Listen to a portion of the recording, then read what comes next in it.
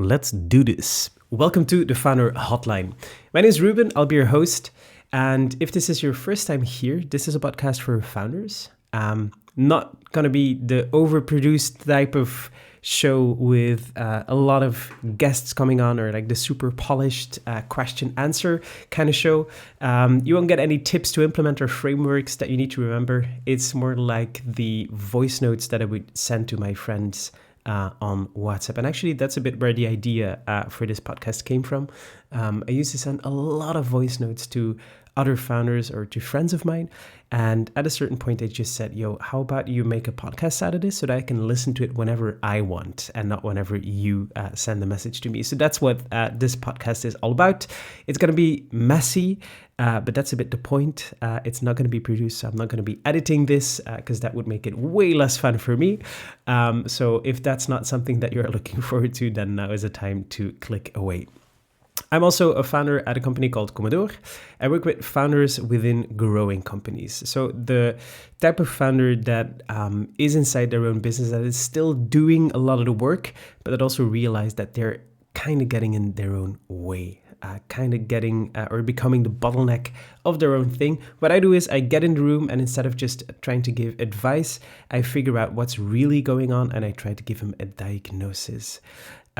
For this podcast, I've been inspired lately for some kind of an intro music or like a little intro song. I think it's cool when people have their own intro song for their shows. But instead of just doing the AI type thing, I wanted to create something myself. And if you've heard the last episode, then you may have seen this device or may have heard me talk about it. It's called the OPXY. And it's made by Teenage Engineering, which is a Scandinavian company. They make a lot of cool stuff, but it's also very complicated to work with. If, by the way, you're listening on Spotify, I just showed the OPXY device. I can put an image or a link in the show notes. So I'm trying to figure out this thing and how it works. I only bought it 2 weeks ago, and it has a lot of options. Like if you would see this, it's 1,000 buttons doing a lot of different stuff. So I'm going to try to figure out how it works. And then when I do, I'm going to use it to create my own very own little piece of intro music for this show. Until that time, you'll just have to do it in my own voice. So I hope that's something that you enjoy. Today, I want to talk about founders getting in their own way. I see a lot of founders in a lot of stages of growth. And I think there's like a little model for the life like the life cycles or like the stages of a company. I'm not sure which one I believe most. I think economics and management and running a business is not an exact science. So I think no one really holds the truth. But I think team size for normal or like for the average company, team size is probably what defines their growth stage most. And I think in between, let's say 10 and 50 employees, I would say that's one of the most challenging parts in a business because that's when the founder still has to do some of the operational work. They are inside of the company and they're still running different things. And I think that's also the stage where founders usually get in their own way, but also in the way of their team.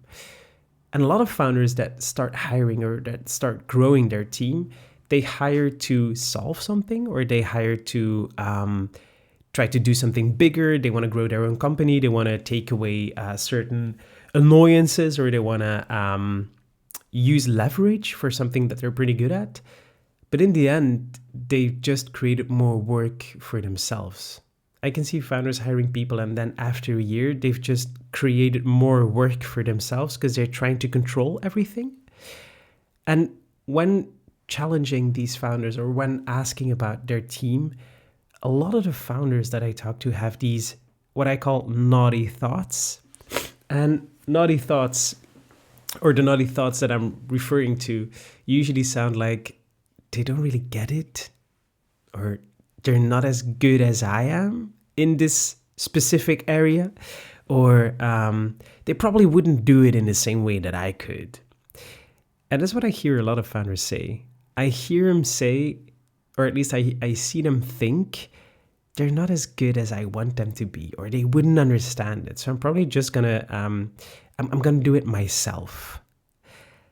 And I think it's a thought that a lot of founders have, but not a lot of founders are willing or are able to voice, because of course they know it is a naughty thought. It is something that is probably best left inside of your head, but it's also something that points to other things. Like if you can be honest about having this thought, then you also can't get to the basis of the problem.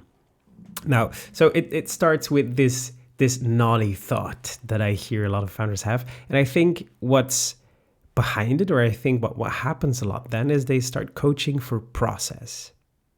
So founders hire people, they let them do a specific job to be done within the company, and then they start coaching on the process, or they start trying to control the process with the idea, this is how I would do it. Why are you not doing it this way?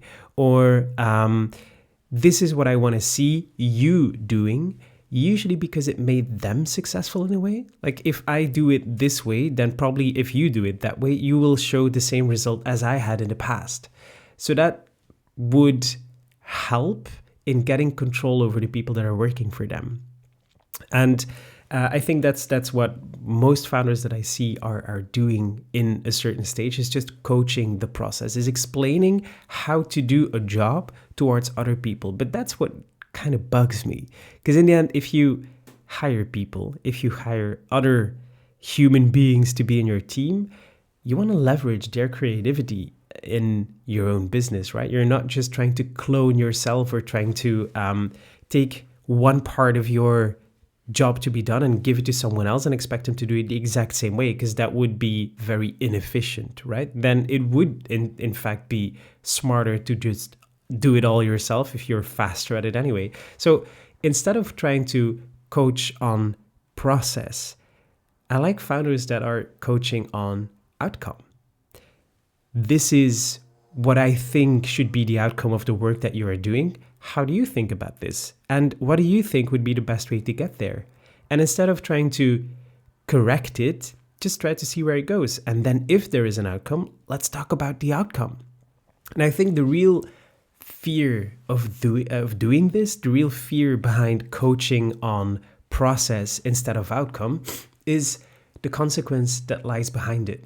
Because if you're not coaching on process, you give the other people, you give your team, your employees, give them freedom to fill in the process on how to get there. But it also means if they do a good job, what does that mean for you?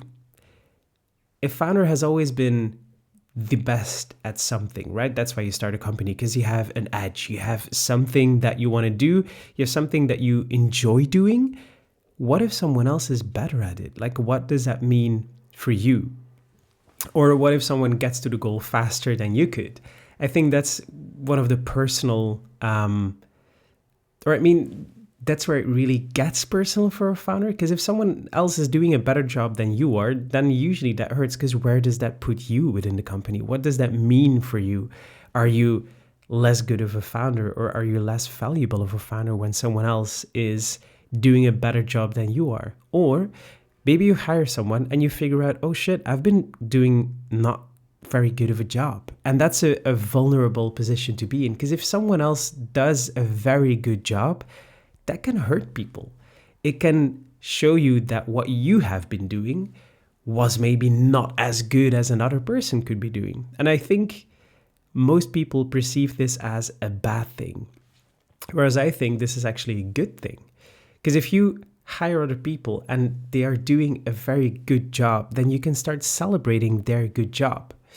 But of course, it's a vulnerability thing as well. And when I was thinking about this topic for today, I also thought of my own process, not just as a founder, but also as an athlete, which is a word that I really don't like using when describing myself. But since I do sports each and every day, then I think that kind of deems me an athlete, or let's call it an amateur athlete, because I'm not doing it as like a full-time job. Anyway, when thinking of my own gym story, I didn't see the results that I really wanted to see, let's say for about 4 years. even though I was showing up, even though I was doing the work, even though I thought I was doing all things right, still I didn't see the results that I really wanted to see. And when going to the gym, I thought this is the work that has to be done, right? Whereas actually what I was not doing right was how I was showing up in the gym. So instead of just doing some exercises, I was supposed to take it on differently. I was supposed to be doing what they call progressive overload, which is what you want to do if you want to, build muscle. I'm not going to jump into that train of thoughts, but I was doing a specific thing in my training that I could be doing better. And if I didn't invite other people to look at my process, I probably would still be doing the exact same thing in the gym, being show up 4 times per week, be there for about an hour and a half, pull some weights, push some weights, and then go home again, and actually not really seeing results. But it was only when I invited a coach or like someone else inside of my story that I realized I'm not doing the right things, or I am doing the right things, but if I changed this specific thing, I could be doing a lot better. But that also means that what I've been doing in the past wasn't really working towards my goal as much as I wanted it to. And that can be a pretty hurtful thing to realize. It doesn't mean that all of the process or all of the progress that you've been making has been useless, because in the end, you still decided to get the person in to help you out in getting to the goal faster. But I think that's usually where people stop thinking. They stop at the thought, everything that I've done up until now was useless because this other person helped me, or this other person can do it faster. And I think that's a blocking thought in a way. Like that's something that you need to get over. It's the vulnerable thing. It is that thought that can limit you. And I don't want to only talk about limiting beliefs or like limiting thoughts generally, but I thought that this story about the gym and about the progressive overload kind of thing is usually what happens with founders that are hiring people. It's not allowing the others to challenge you on certain stuff that you have been doing or certain processes that you have been doing, because doing them better might prove you wrong or might prove past you wrong. There's probably some theories about this in psychology that I can't figure out right now because I don't have a psychology degree. And again, management, entrepreneurial stuff and economics is not an exact science, so I'm not sure whether or not it's useful to frame this theory, but that's one of the things that I wanted to walk away with. Like, when working towards a certain goal or a specific goal, it's not bad to get challenged on what you've done in the past or what you have been doing up until today. I don't think it's a bad thing to realize that you could do things better. So instead of trying to focus on process only, let's focus on how do we get to a specific goal. And that's another thing that I wanted to talk about. It's visualization. By the way, sorry for pulling up my nose. That's a thing that we say in Dutch. I'm not sure if it's an English expression as well. So I've had a pretty rough cold last week, so my nose is still a bit clogged. Anyway, it's it's given me a lot of heavy breathing. Anyway, this goal thing is what I wanted to emphasize as well, because when talking to founders or talking to people in general, when we talk about creating goals and setting goals, a lot of the people that I speak to are unable to start visualizing or start characterizing their goal from the start. For example, if I show you 2 pictures of people, shirtless people, for example, and I ask you, is this a type of body that you would want your body to look like? Example 1, example 2. Usually people are pretty able to figure out this is what I want it to look like and this is not what I want it to look like. However, if you ask them to visualize their own goal from the start, that usually is a lot harder to do. And this is applicable to founders as well. If you ask them beforehand, or if I would ask you beforehand, what does your goal actually look like? Then usually it's pretty hard to figure that one out. However, if I give you 2 examples of possible outcomes, you're usually pretty good at figuring out this is what I really want and this is maybe not where I want to go to. And again, I'm going to use a sports metaphor. I think it's in gymnastics that a lot of the athletes are challenged or are asked to visualize the outcome. They are, before even executing the movement, they have to think about what will it look like? What will my body look like when doing this exercise? What does the outcome look like? What does the goal look like? And about X% of their job is just visualizing what the exercise will look like. And that's where founders have it. I wouldn't say have it wrong, but that's, I think, what a lot of founders just overlook. They just start steering and start going into a certain direction without really knowing what am I specifically moving towards. Is it a specific revenue? Is it a specific team growth? And if you don't really know what your goal is, if a gymnast wouldn't know where am I supposed to land after doing this very difficult movement, then how do they actually start this movement? How do they know we're going in the right direction? How can a team member know we are moving in the right direction? So not having figured out your own goal or the result that you want to move towards, not having it very specifically framed, does not only render yourself in a difficult situation, but also your team members in a pretty difficult situation. And that's when founders end up saying, they just don't understand. Whereas I think your team can't understand if you're not understanding, right? So if you haven't figured out the point where you want to end up at the end of this year, how the hell are your team members supposed to figure that one out? And how are you supposed to help them figure it out if you don't know it yourself? So I think in growing as a founder, in growing your own business, one of the things that needs to be very clear is that yes, as a founder, in the beginning, you're doing most of the work. You are doing all of the marketing, all of the sales, all of the finances, all of the operations. You're doing all of the different jobs. And no one is really applauding you. No one is giving you a round of applause when doing stuff right. But founders see this busy work or the being busy as one of their trophies, as one of their ways of knowing I'm doing a good job because I am busy. If that's how you look at your own work, then that's probably also how you're going to look at the work of your employees, of your team. So if you can't figure out how to step away from that, if you can't figure out how to celebrate other stuff than just being busy, then you also won't be able to coach your employees on that one. And in the end, as a founder, I think one of the main jobs as a head of the company is figuring out where are we going and how am I supposed to coach my team towards that point? Because that's the only way how to ever clear your schedule of 80-hour work weeks, and also how to get away from the idea of they just don't understand it. They do understand it, or they would better understand it if you would be better at explaining or at inviting them into the story that you want to build, inviting them into the world that you are trying to build with them, because that's in the end the point, right? So I think what really has to die for a founder, and having to have something to die sounds really heavy actually.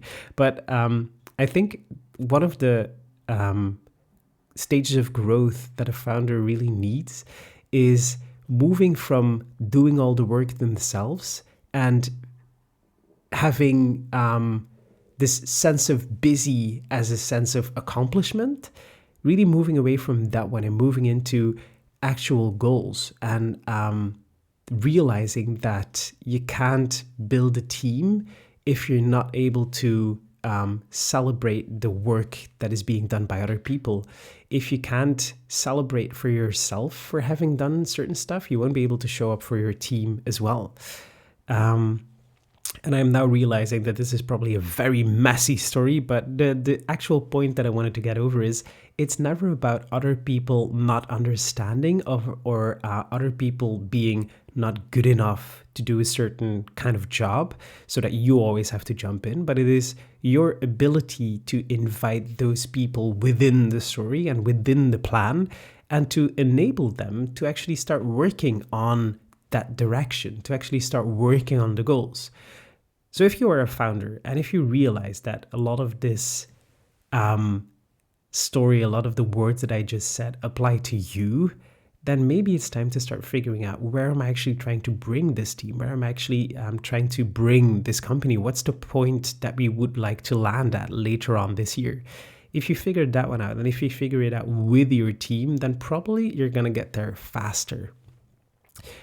If any of the stories that I just told apply to you or apply to someone that you know, if it's about someone that you know, please send them this episode and have them listen. If it's about you, please let me know in the comments what this means for you or what this did with you. Like, what's the story that really stuck with you? And for all of the people that this felt relatable to, I have created something that I call the Founder Bottleneck Assessment. It's a short little test, and it'll show you what type of founder that you are, like where you at this point breaking yourself within the company. I'll drop the link somewhere so you can go follow it. It's completely free, and you'll get a little email with like the outcome of your bottleneck assessment. So I'll make sure to leave that one in the comments somewhere. And as a little closer, if you've listened to this podcast for a little while, you probably know that I'm heavy on the ADHD spectrum, and I've been learning about it, growing with it, and really working on this ADHD journey for myself. I like to do a lot of research on it, and I got my diagnosis about 2 years ago. I mean, we had thoughts. If you've seen me in real life, or if you would have seen me like 10 years ago, then it was pretty easy to figure it out looking at it from a distance. Whereas if you are inside of the story, it's way harder to see, of course.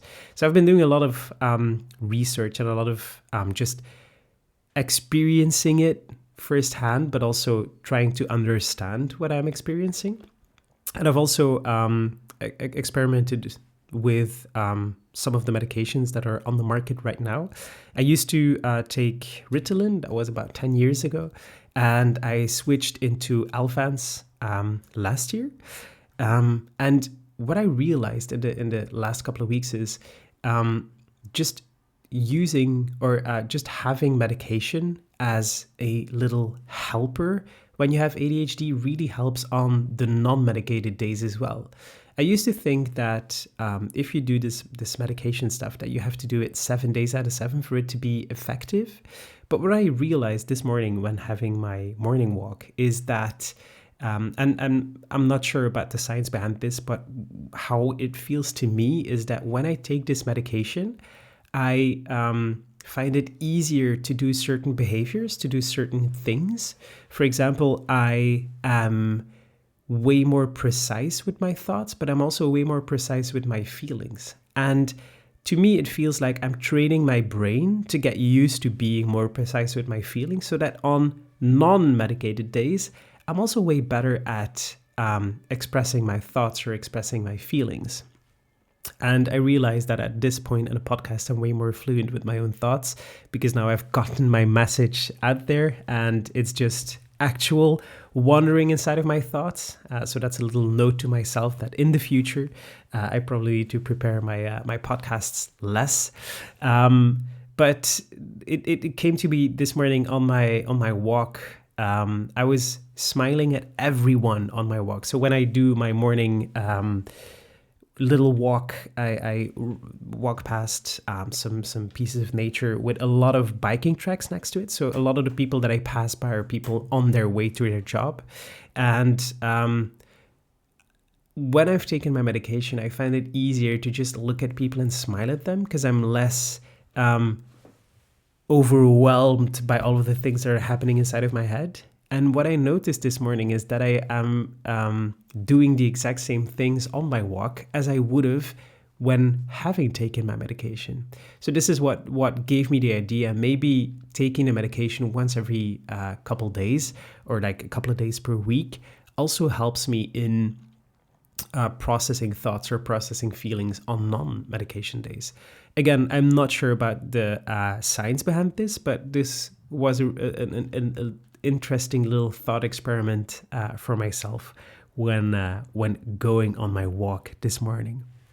I've posted about this I've posted about the next idea on LinkedIn a couple of days ago, which is you can read as many books as you want and read as many theories and take as many classes as you want. If you don't integrate them, then nothing is going to happen. So a little action that I want to do more myself is to integrate the podcast a bit more, or like the episodes that I do a bit more. So I want to close this episode with like a finishing thought, or like a question that I want to ask you. And again, this is not prepared whatsoever, but maybe let's go back to growing teams and growing team members, growing your base of employees.